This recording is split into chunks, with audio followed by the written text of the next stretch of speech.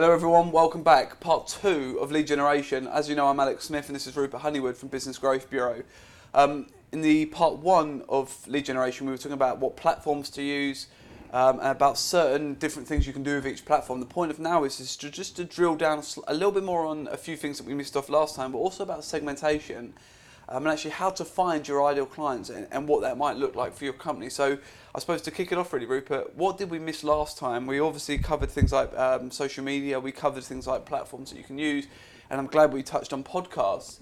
But what did we miss? Well, it's not, we didn't miss anything particularly important, but there is one part which is really interesting. A few years ago, direct mail through the post was very, very popular. In fact, I was massive advocates of that and have done massive amounts of it before. Yep. Interestingly enough, over the last 5 years or so, it's become really almost quite unfashionable, largely because of the cost of doing it. But in fact, in many ways, and especially with the new regulatory framework that we're operating with in the UK now, you could argue that there's a really good time now to perhaps be using direct mail through the post as well. So although the cost is very, very high, if you're using social media, pay-per-click, and you also want to be able to extend and reach people more personally, especially if you've got quite a high value proposition, direct mail through the post can complement that experience very well. Especially just to kind of complement also what you're saying here, if you're selling quite a high ticket item and you get a very nicely headed bit of paper and you get a very nicely bit of mail through the post, that might actually be quite a good way of actually marketing your product or solution, especially if it's a follow-up, say a follow-up message, instead of it being an email, which is quite impersonal, it's quite black and white emails. To get a nice letter through the post, nice crisp letter through the post, it might actually be a really good way of just reminding someone of your product or service. That's not actually a bad comment to say about that. Yeah, it can work extremely well, and it's something that certainly we're going to be doing a lot more of. But obviously, very important, make sure again you're on the right side because of compliance. But it is certainly worth looking at. Also, a little bit more out there, but tying in with the point you're making earlier on about video, we started using video email messaging a lot more recently, and that's proving very successful because again, it's about engagement. And what is the plug-on for that called for Google? It's not directly for Google, but there's some very good third-party products out there, which obviously are available by subscription. Yeah. And have you got for people watching, have you got a few examples of what they're called? Well, there's one called BombBomb, for example. Slightly strange name, but it's actually very good. There are other ones out there. I don't know all their names, unfortunately. So I suppose a quick Google search of video add-ons would actually probably kind of reveal some great results around That's right. I mean, obviously, certain autoresponders you can use for bulk sending of video messages. But what I'm talking about more is more of a personal approach. Now, obviously, it's probably a great time to mention, because what we've done in the past in helping our clients with is actually segmentation. Because we've experienced a lot of our clients, they've been going for example, of that client we actually took on recently, they would go for very, very high-end ticket sales.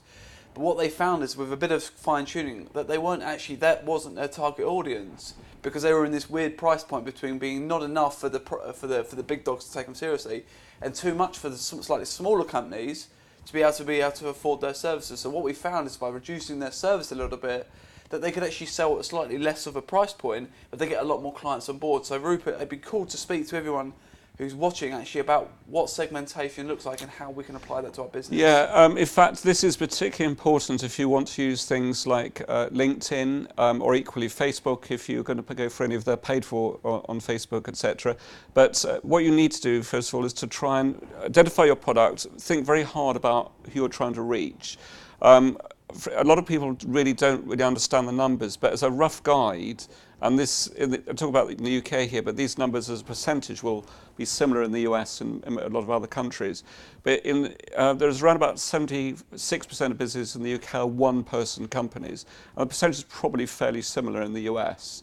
There's a further 18% or so which employ between 2 and 10 people, and there's only about 6% which employ 11 or more people, and that includes the corporates out there as well. So a lot of people have this perception they're trying to reach medium-sized companies. But what is a medium-sized company? So I'd think very hard about that, first of all.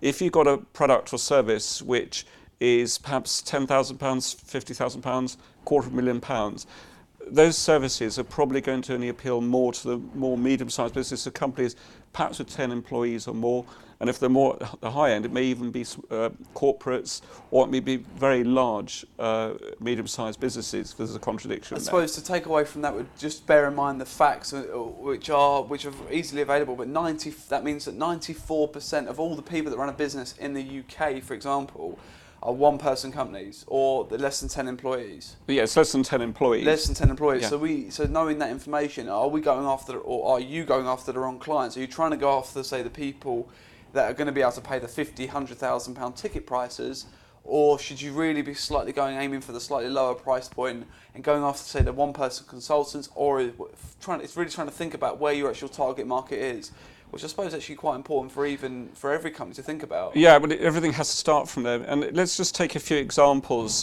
Let's say, for example, you were trying to reach software and technology-based companies because that you've established your product or service would particularly appeal to them.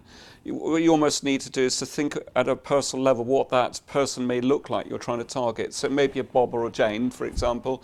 They're in software and technology. Let's say you were in London, just for the sake of convenience, and you may want to bring up all technology software companies within a 50-mile or 100-mile radius of London, or in the US it might be within, say, New York, as a case in point.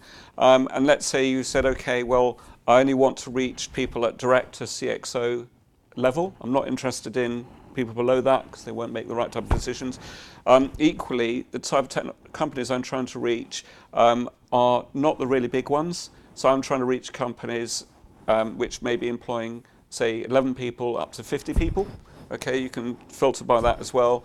And it might be saying, well, I only want to bring up those people who haven't been having conversations with from before, so I may only want to reach my second and third level connections. It'd probably be a really good time to mention that what Rupert's talking about here is segmentation. What Rupert's talking about here is how to drill down actually who to find your ideal client. Now, one thing we would like to mention at this point, and not that we're advocates of it at all, we're not in association with this platform at all, but we're very, very firm believers in it. It's actually LinkedIn. And the reason we say that is LinkedIn with Sales Navigator allows this kind of search that Rupert's talking about. It allows you to search by distance, location, seniority, sector, and so on and so forth. I think from memory, there's 147 different sectors that you can filter from LinkedIn. Now, obviously, we've mentioned before, and I'm happy to mention it again, we have a free webinar. At the moment, it's running once a week, but we're moving into the point where it's going to be 3-4 times a week. And the reason for that is the demand of it. People are jumping on board of it, but they want different times. And what we actually talk about is not only how do you do this search, but how to actually message people, which is coming in the next episode of how do you actually message these people. So I'm going to let Rupert finish what he's saying in just a second, but I just wanted to cut in there and say that this kind of search is available. You can do this yourself. You don't need to bring us on to do this kind of search for you. If you have LinkedIn available, if you're not on it already, jump on it. Start to use the platform and start to see what we're talking about in terms of this segmentation. Sorry to interrupt. Yeah, no, well, it's great because you're showing massive amounts of value there. It's all compliments what I'm saying perfectly. Thank you on that. That's all right. Yeah, good. What I would also just add in there as well, because the industry sectors is really important, as you've referred to, but also things like key phrase search. And what is a key phrase search? So imagine I don't know much about LinkedIn, but imagine I know nothing about LinkedIn. What is a key phrase search? Okay, so let's say we talked about software technology companies a moment ago. Now, one of the problems you're going to have with a platform like LinkedIn is it's such a big place. This is why segmenting down and micro-segmenting down is so important. By being able to, it may be that by the search parameters we've talked about there, you've gone down from, say, 1.5 million records down to, say, 10,000 records. Now, that's still too big bit to really work with. So what you could do is put in a key phrase in there. So in this case, imagine the Bob or Jane we were talking about a second ago. They could be a maybe business analyst that we want to reach. So you could search on the key phrase business analyst, and that might narrow it down to below 800 people. Now that's still a lot, but the great thing is you then talk about a micro segment, and then you put in place the next part, which is the prospect metric phrase, and go from there. So that's a really interesting point. So obviously now, what we've just explained there is LinkedIn may return, say, 1 million records in one certain industry, and obviously we can't work to 1 million records. You're never going to be able to deal with that many people. So you need to think about who your actual target market is, who are actually going to be interested and or buy your product, and then you need to then segment it down again. Now, obviously, even if you get to, say, 800, 500 people, that's way too many for an individual person to be able to handle. So what would be quite interesting is, Rupert, how do I take, say, 500 records, how do I take that 500, and how do I manage that so that I can not only message these people, how can I keep up with that as well? What can I do without plugging in something that we provide? But how can I do that myself? That's a great point. I think probably we're going to be able to share more value on the next episode. Oh, in terms of the prospect nurturing? Nurturing side, okay, yeah. Cool. So yeah, but having said that, to tie in very well what you're saying, this whole thing about this is about trying to make microsegment, but what you can do is work in multiple segments over a period of time. So we've got a nicely honed list here of your 700 or 800 people. It may be then you want to target another group of companies which may have another 800 or 900 people in by the time you've segmented it down.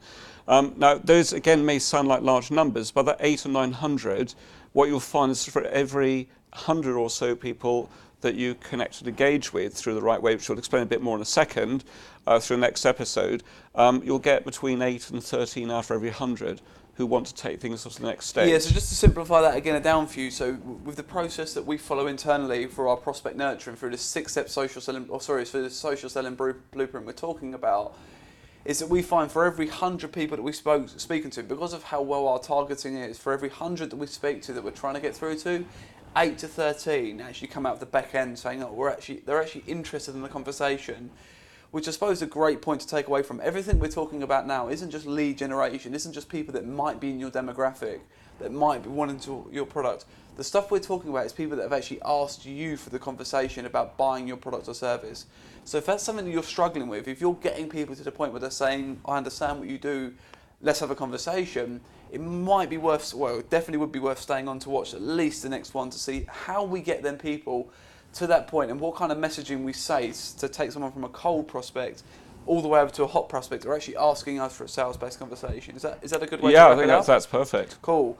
So once again, I always say it and I always will, thank you so much for watching. I don't know how long this has been, but it's been well worth it, I think.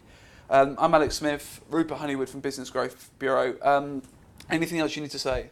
No, I think that's the call to wrap, I think. Perfect, good man. Thank you. So this has been part 2 of lead generation. I hope you've enjoyed it, and as we always say, your feedback is our oxygen. So if you have any comments, or if you would like to leave any feedback, good or bad, throw it underneath the video, or throw it on any form of our social media platform. If you're listening to us on podcast, thank you so much. Once again, I'm Alex, and this is Rupert. We'll see you on the next episode. Thank you. Cheers.